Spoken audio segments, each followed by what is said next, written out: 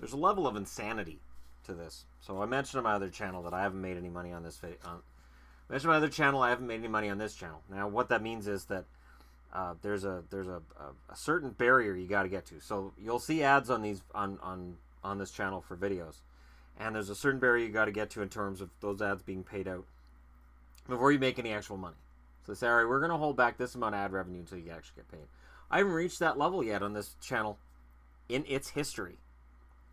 So when I do videos here, it is for the love of the video. So let's do this. Top 10 wrestling females that I've ever watched. Now, this is going to be WWE heavy. I had TNA wrestlers in here. I had a WCW one. It was also TNA in here. And then by the time I was done and I'd gone through all these lists and I'd really figured this out, because this is important, it was almost all WWE. So this is a list of my favorites. This isn't a list of the greatest. Don't look for Lita. She's not on here. Number 10, the one who would have been higher on the list, say if I'd done it a year ago, Paige. Paige has been hurt, and on social media, she's been odd. Paige, sweetie, you're young. You can turn this around. A lot of issues going on in her personal life, and hopefully she gets it straightened out, because she is intimidatingly beautiful. Very talented in the ring. And yeah, some video showed up online of some whatever. If video had existed in the 80s the way it exists now, there wouldn't have been a wrestler who didn't have a sex scandal in the 80s. It wouldn't have happened. It would have just been endless, one after the other, and eventually fans would have been like, I don't care anymore. Stop talking about it. Number 9. I wish she'd stuck around longer. AJ Lee.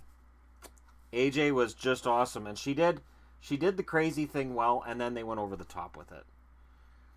The crazy thing was fine, and then they made her commissioner, or the Raw GM, and I went, okay. And then, yeah, they overexposed the whole gimmick, and they killed it. They killed it badly. And it was really, really, really too bad, because it was so much fun. Number 8, speaking of a crazy gimmick that got beaten to death, Victoria. I debated about putting her name up here as Tara, because she had more success in TNA than she had in WWE. And I'm going to say right now, I saw her wrestle as Victoria. She wrestled Gail Kim here in Vancouver. That is one insanely beautiful woman. Victoria, TV does not do her justice. She is very beautiful. So, even though it was supposed to be Victoria against Trish Stratus and Gail Kim took her place, I was really mad. I was like, why is Gail Kim here? So, never a Gail Kim fan. She will not be on this list. Victoria made the whole night. She was great. Well, almost. The main event was Chris Benoit versus Kane, and that was a fantastic main event. Crying shame what happened there. You guys know what I'm talking about. Number 7, and this is where it gets tough. I've seen her live twice now. Natalya is awesome. Right now she's playing a heel. She tried to get us to boo her in Abbotsford, and I refused. I'm not booing Natalya. It's not happening. Sorry. She can say whatever she wants about us, people in Abbotsford or Canada, or she can say whatever she wants about puppies. She won't say anything about cats, because we know we won't. She knows we won't buy it. But Natalya, for me, number 7 is a good spot for her. Number 6. Again, this just gets so difficult.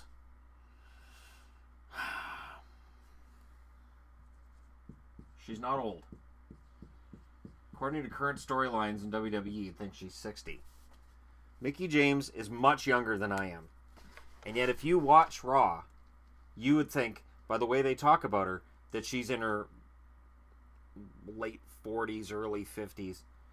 She's not an old woman. Stop talking about her that way. And Mickie James, and when people say, you still got it, or they talk about, oh, she's beautiful. Yeah, she's beautiful and she's young. Stop talking about her like she's an old fart. Even Victoria, if Victoria got back in the ring, she's not old either. You can't have Hulk Hogan getting wheeled into the ring once every few years, and then, say, oh, but this woman in her 30s is getting old. Because even when Hogan was big in the 80s, he wasn't that young. Wrestlers didn't have to be young. Women, though, it's all about looks and youth. So we all go, well, Mickie James is old because she's in her 30s. Oh, well, boo-hoo. Geez, what are you doing? How do you live? Why don't you just throw yourself off a bridge? Oh, I didn't. Oh, I did. No, I didn't. I'm just dumb. I didn't cross her out. Yeah, I thought I had 11 names down. I was like, oh, great. I got 11 on this.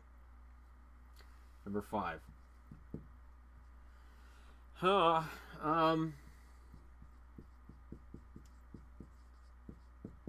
Alexa Bliss, who is absolutely the best heel going in wrestling right now. Wrestling. I'm not even talking about women. I'm talking in general. Alexa Bliss, to me, is fantastic. She is very beautiful. She's been very beautiful from day one. She honed her character in NXT. I remember when she was managing Blake and Murphy. And Blake and Murphy had tag titles and they had a really good run, but all anybody paid attention to was Alexa. And all Alexa was doing was learning how to be a heel at ringside as the manager, as the heater. And my God, what a heater. People would even ask me, well, why do you watch NXT? And I'm like, Alexa Bliss? Who's that? Oh, you'll find out. You'll find out.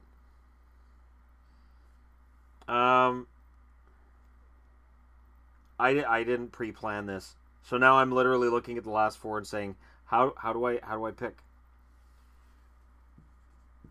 If this was a looks category, if this was just based on looks, she would win out. Based on how she looked when she first started out. Maurice Ouellette, now Mrs. Mizanin. I don't know. I don't know if she's had work done, or if there's just something when you look at her pictures now and you compare it to pictures of her back when she first started out in wrestling, she looks really different. And I'm not sure what's happened. But as a wrestler, well, she was never great. This was the Diva era, though. You didn't have to know how to wrestle. You didn't have to know how to execute a fireman's carry or do a really good arm drag. So Maurice was the best in a bad lot. And for me, my favorite moments with Maurice as a heel were when she'd beat up the Bella Twins. And then she'd arrogantly cover them. She had ego down. So while Alexa is, absolutely the best heel on the show right now, Maurice had that before. And I said this in a recent video. Maurice should have had a run as a face. And they blew it. They blew it. Big time. Because she's French. You can't have a French baby face. That's not going to work. Fans will never buy it. Why not? Why won't they? Number 3 is going to sound like it's not right. You're going to go, wait a minute, why is she 3rd? Trish Stratus is 3rd. We remember Trish Stratus as something different than she was. Trish Stratus, by the time she left WWE, was absolutely the best wrestler in the company. But if I had a dime for every time she blew that bulldog from the second rope, if I had a dime for every time that she did something in the ring that I said, oh, she blew it. And honestly, she started out purely as eye candy with Test and Albert. Get it? TNA. And then, famously, she had that big angle with the McMahons. Well, that started with Vince McMahon humiliating her, getting her to strip down and bark like a dog on all 4s. Trish Stratus weathered that.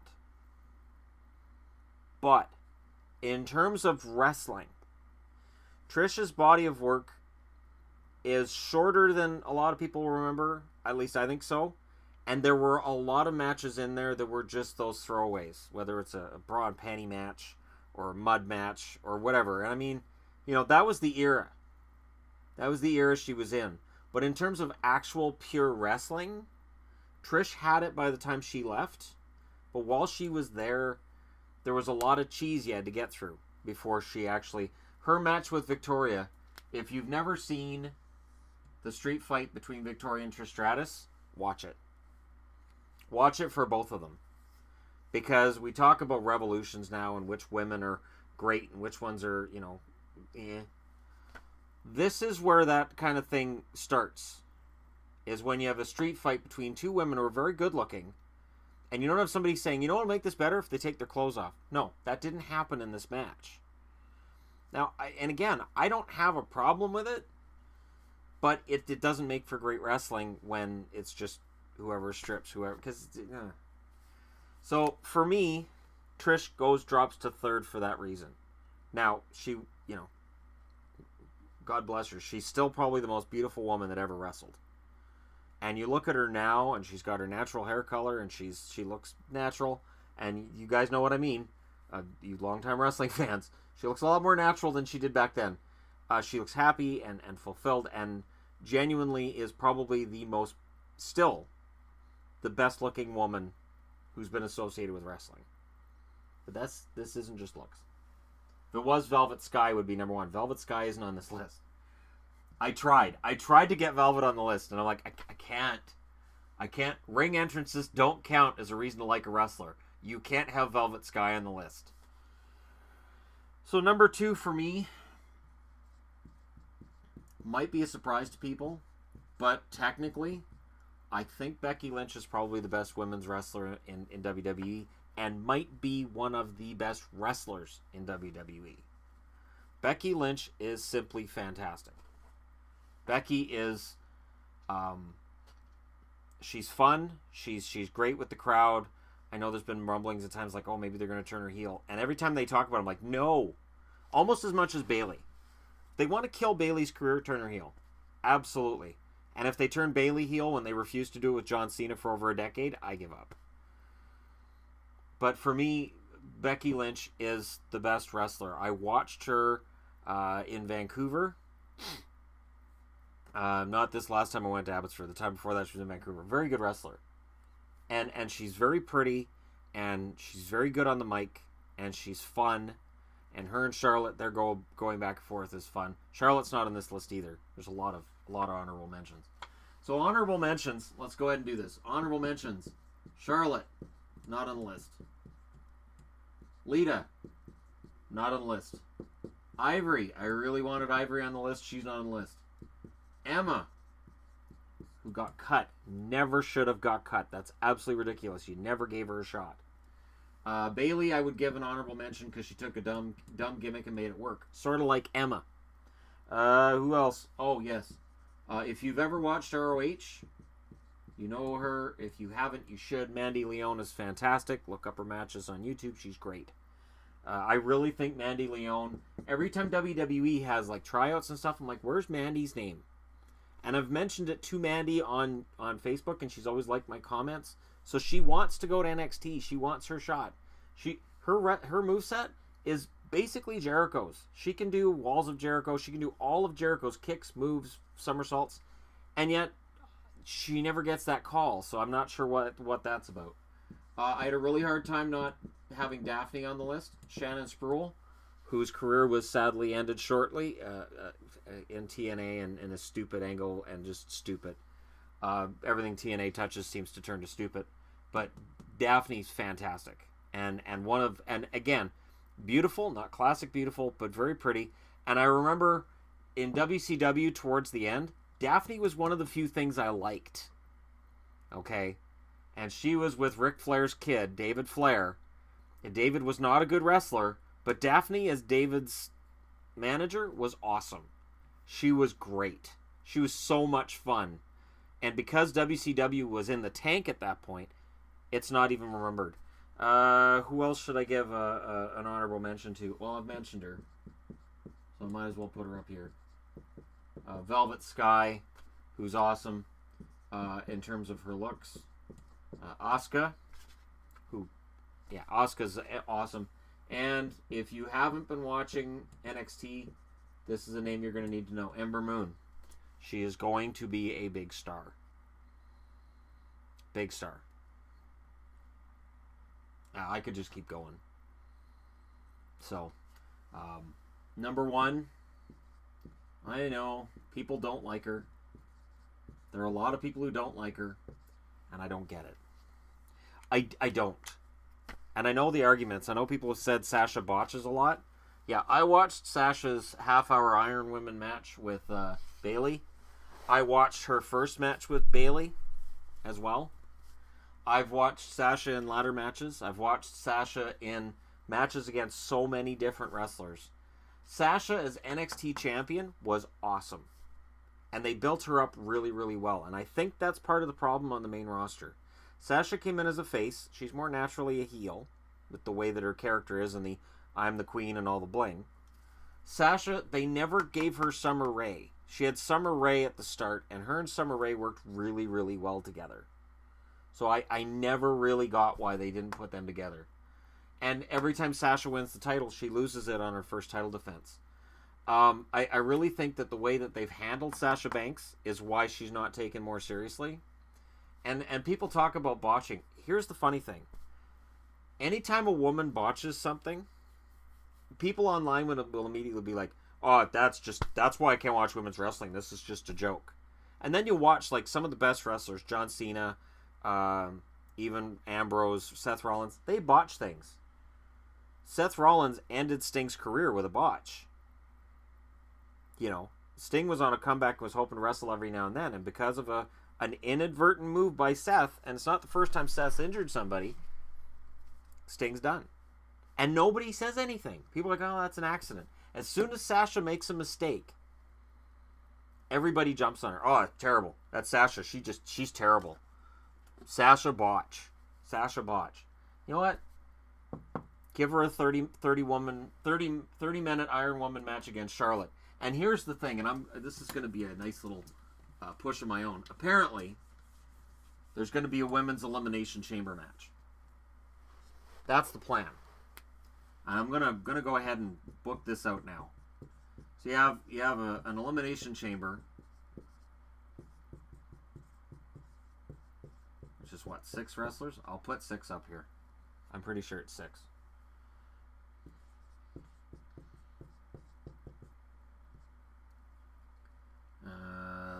Now, I don't know if they're going to do both Raw and SmackDown together.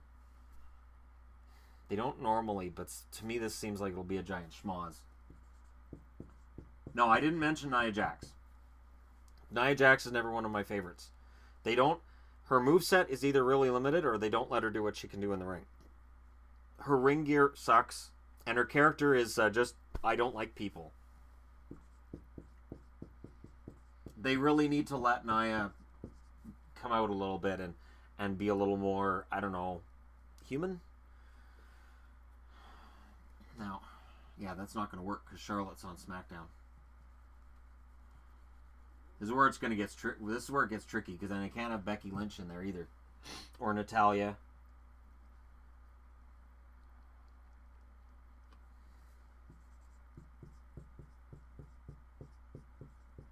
I guess you have to throw Mickie James in there and Asuka. And then the other one, because you have to have another one now. I don't know if they'll do 2, though. I don't know that they'll do 2.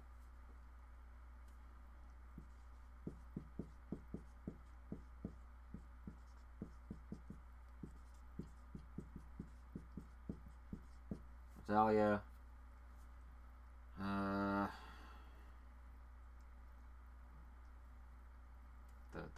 The squawky one.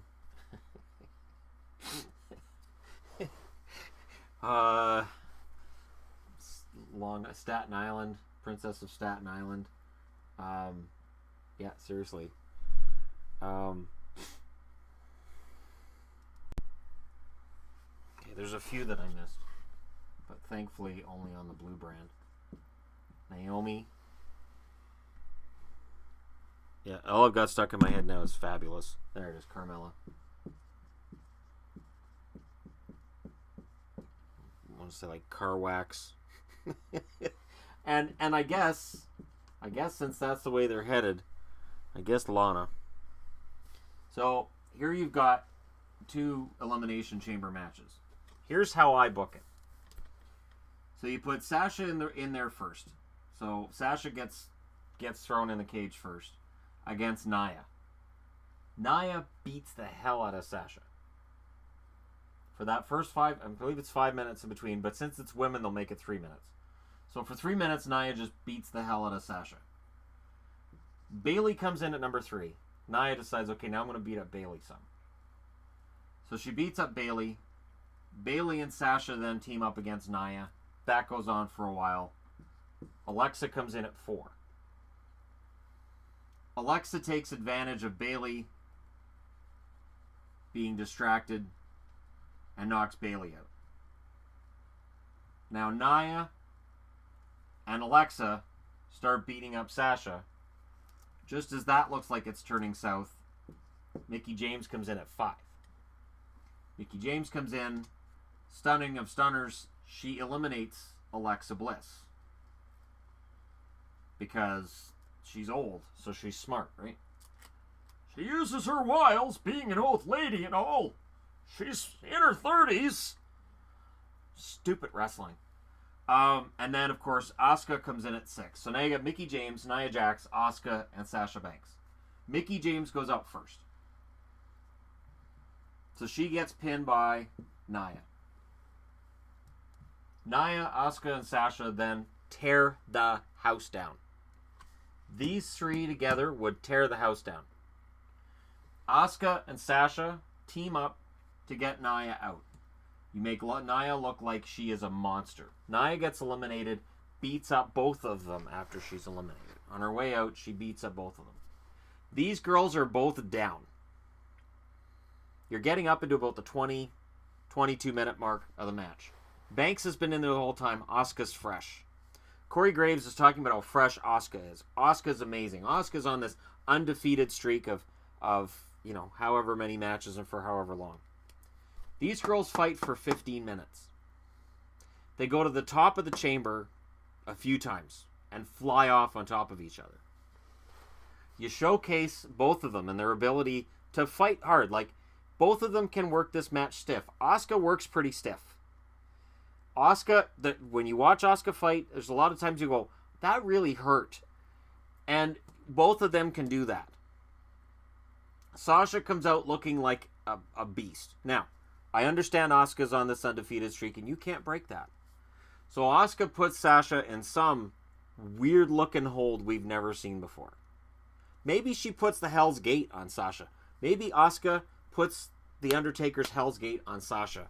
Sasha passes out.